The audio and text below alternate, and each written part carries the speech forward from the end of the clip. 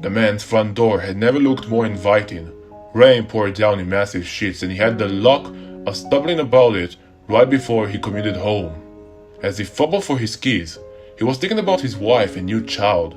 The three of them had only been living in their house for a few days. After all, the place was very cheap and had a ton of space. A nice home, 2 steady jobs, and a beautiful child. The couple couldn't have asked for much more. There they are, the man thought in relief as he walked in. Sitting in the living room, his wife attempted to placate a very fussy baby girl. Hey, honey, she's been crying for close to 10 minutes and I can't figure out what's wrong. Could you hold her for a second? Before he could reply, his newborn daughter was thrust into his arms. Her name was Brooke, only a couple months old. She had her mother's sweet blue eyes, but her father's white-green. Her father began to coo her. Almost instantaneously, she stopped her tantrum. I think she just missed her daddy, the man told his wife. With a sigh of exasperated relief, she served dinner. The rest of the evening went rather uneventfully. The man and his wife set the baby to bed and watched a romantic movie. As the two were lying in their bed that night, they heard a loud thud that jarred them from their pillow talk. What was that? The man's wife was greatly alarmed. Thinking it was nothing, he tried to assure her that everything was fine. It's only the house, dear. The place is old. It's going to settle here and there. Could you please check? He just wanted to go back to sleep, but his wife was a persistent one. He knew that if he refused to check on things, he would only be pestered into doing it. Grabbing his rope, he set out to explore the house. None of the windows or doors had been breached. Every possession was in its place, and no one was lurking outside. As the man was about to go to sleep, he decided to go to check on his daughter. Just as he had suspected, Brooke was snugly tucked away under her blanket. Content with the state of the house, the man went back to bed and slept without any interruptions. Honey, do you find it strange that Brooke didn't cry at all during her sleep last night? All things considered, the man did think this was a little odd. Shrugging it as if nothing, he gave a rational explanation. That warm milk must have done the trick. Don't worry, tomorrow night she'll cry up a storm. While his wife was in the kitchen preparing breakfast, the man heard her blood-curdling scream nearly shake the house with its intensity. Rushing to see what was wrong, he was shocked to see what lay before his eyes. Their 2-month-old daughter was in the oven, charred to a crisp, her ashes heaped in a pile at the bottom. The smell emanating from the inside of the oven was so sickening that it caused his wife to vomit. Beside the oven door, he noticed a small note. It read this in a nearly illegible handwriting. It wasn't the house settling.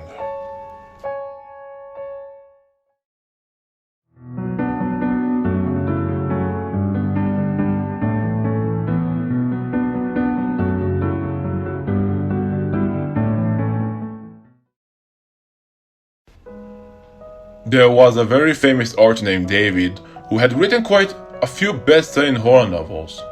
All critics praised his talent for plot twists and surprise endings. He received a large amount of fan mails every day, and some budding authors even sent him manuscripts in the hopes that he would help them get their work published. While David took pleasure in responding to letters from his fans, he took even more pleasure in stealing the ideas of amateur writers. If he came across a manuscript with a great idea for a scary story, he would use it in one of his own books and deny the author any credit. Then, in order to hide his theft, he pulled some strings with his friends in the publishing industry to make sure that the original author never got anything published in the future. One day, David received a new manuscript in the mail. It was bound in a beautiful hand-cover book. He read the first chapter and felt that he knew how the story would end. As he continued reading, he became more and more certain that he could guess what the twist ending was. It was growing late, but he wanted to finish reading the manuscript to see whether or not he was right. When David came to the final chapters, he realized that the last few pages of the book were stuck together. Anxious to read further, he pulled the pages apart. He felt increasingly tired, but he still kept reading. Finally, he came to the end of the book. It was exactly the twist ending he had anticipated. The husband had hanged himself just as his wife was committing suicide in the next room. David made a mental note to steal the idea and use it in his next story. Just then he noticed that, after the words "the end," there was a little handwritten comment from the author. It read, "I already know that you are planning to steal the ideas in this story. I know, because you did the exact same thing to me the last time I sent you a manuscript. You published it under your name and didn't give me any credit. You ripped me off and blacklisted me in the industry. Nobody will accept my novels anymore, and I will never again be able to publish anything I write. You ruined my life, and now I'm going to have my revenge." You had to pull apart the back pages in order to read this, didn't you? Well, those pages contained a poison, arsenic to be precise. Are you feeling tired? This is normal. It's one of the symptoms of arsenic poisoning. Soon, your heartbeat will get slower and slower until it eventually stops permanently. Don't bother trying to call an ambulance. You will be dead before they arrive. You have already been exposed for too long. Goodbye, David. Some twist endings can be very hard to predict.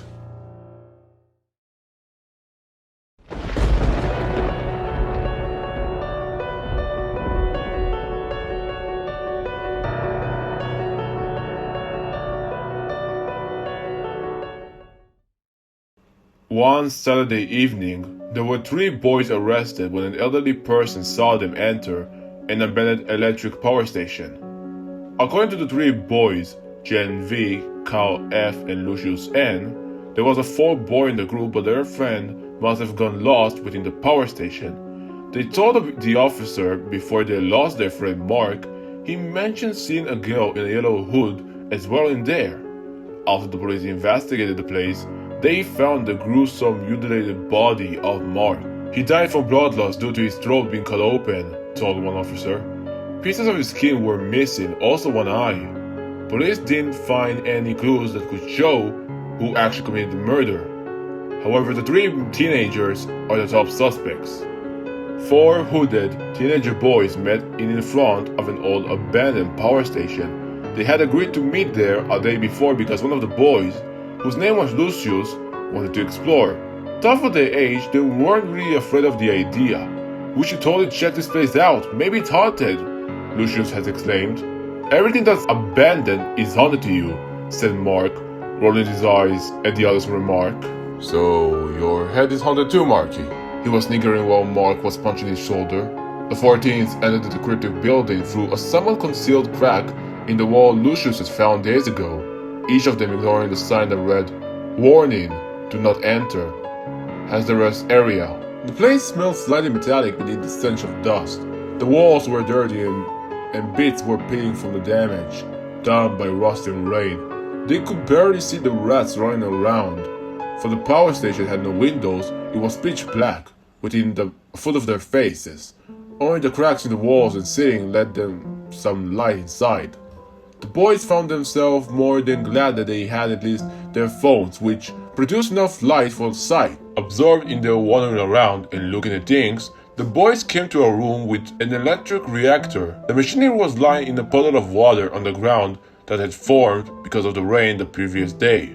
As one of the boys was about to step into the room where the murky brown water pooled, Mark grabbed him by the arm, pulling him back. "Are you stupid? That thing might still work. Don't you know that electric current flows through water?" "Sorry, I forgot it, dude."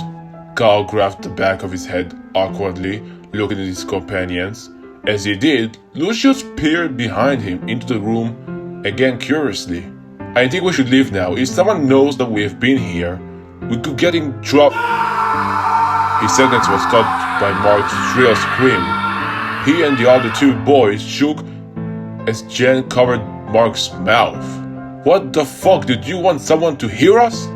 he whispered aggressively, slowly uncovering the terrified boy's mouth. Mark's eyes were wide with fear, his face pale. I saw a girl in a yellow hooded jacket with something in her mouth." Jen and Carl paused before laughing at the statement. "Very funny, Mark. Stop screaming around, you idiot." Lucius started to lead the boys out of the creepy, abandoned place. He was obviously unnerved by what his friend had said. Mark shook his head, thinking that it might have been his wild imagination, and started to follow his friends. All the while looking down, as he walked, he noticed that his shoe lengths were untied. "Guys, wait, I need to tie my shoes." He kneeled and did so. But as he stood up again, his friends had vanished into the darkness. They probably hadn't heard him as he told them to wait. Afraid and alone, Mark tried to find his way out. Walking past the room with the rusted reactor, however, he stopped in front of the door as he saw something moving in the corner of his eye. He slowly turned his head and stood frozen as the light from his phone screen illuminated a figure. Before him he saw a tall girl facing the corner of the room. She wore a yellow jacket with a hood pulled up. Assuming she may be lost like himself, he let out of a shaky "Hello?" and slowly heard the strange girl whisper, Help me. As the girl turned to him, her head down, he asked her with unease, "How can I help you?" Though her head was down, she was facing his direction. Even with her eyes and mouth closed, he noticed the dried blood on her cheeks. It looked as if it had come from her eyes. "Are you alright?" he questioned loudly, worried for her. Mark only heard a loud No! from the girl. Though he swore he heard her speak, she didn't open her mouth. Suddenly she opened her eyes only to reveal empty sockets. The boy was highly apprehensive as the girl opened her mouth slowly. Inside was a large grayish-blue eye that was glistening as it looking directly at Mark. She raised her hands in Mark's direction and, without moving her body, slid quickly towards him. He screamed loudly, running out of reach just before she could get him. Feeling afraid for his life, he accidentally lost his phone as he was running in panic. He found himself unable to see anything, groping with his hands around in front of him as he was walking around. It had already gotten dark outside as the sun had set, so the usual light that came from the walls to cracks wasn't there to aid him anymore. Mark stumbled as his foot bumped into something. Scooting it across the floor, a surge of hope arose him as he saw his phone illuminating a few feet away from him on the filthy floor of the plant. He realized that it must have been what he kicked and ran as fast as possible towards it and scooped it up. Feeling much more confident, he held up his makeshift flashlight. His heart nearly stopped as he saw the same girl from earlier. She was right in front of him, the singular eye from her mouth peering towards his face. Before he could turn around to run again, she grabbed his arm. The eye within her mouth twitched before it slowly split into four ways. With a horrified expression painted on his face, Mark saw several sharp teeth, emerged from within her eye. As she screamed in terror, the eye stretched out from within the girl's mouth and launched to his face, digging its teeth deep into his flesh. Warm blood started to rush down Mark's face as his muffled screams got louder. The awful pain added to his desperate calls for help. The eyes slowly peeled the skin off his face as it released him, the blood splattering onto the walls as he tossed the flesh aside, and the boy's body fell to the ground. The eye clinched once more onto the boy's head, sticking out his eyes with its teeth, chewing the flesh and swallowing the mush.